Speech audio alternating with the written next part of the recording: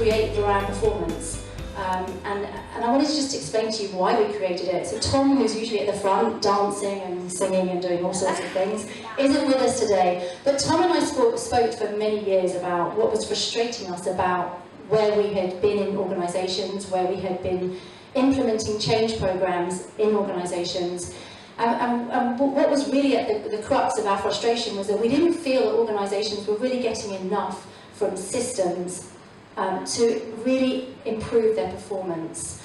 And we felt we could change that. And that's why we created Veran. And so what do we do today? We work primarily at two levels. First of all, we work with systems, and secondly, with data. So with systems, we have the what and the how. And both come hand in hand and can have a really big impact on an organisation's performance. So what's the what?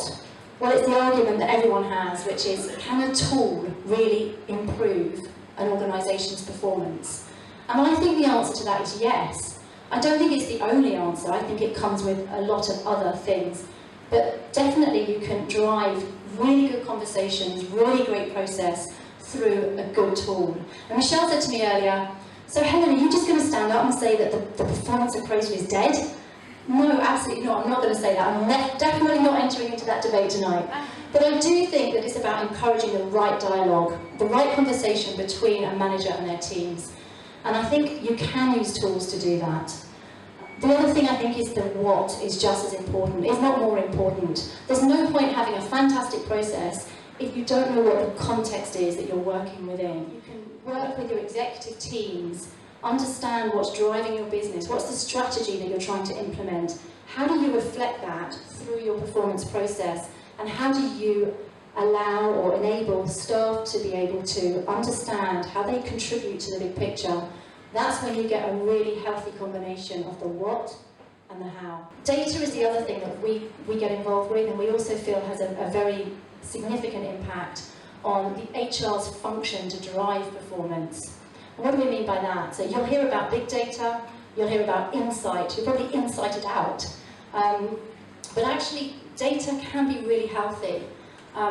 HR functions are being encouraged to become more and more proactive, more and more curious about how information about people can be merged with information about your business, to understand and identify what is it about an individual or employees within our companies that are helping to drive performance.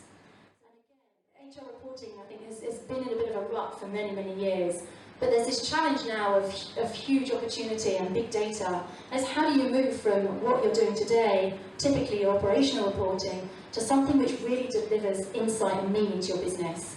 It's this combination of HR data with business data can give you an awful lot to help influence decisions, to help understand, is your HR strategy really delivering the right platform for people to be able to perform? Are you recruiting people who are likely to succeed within your organisation? Is your training policy, your training strategy really delivering capability increase across your organisation?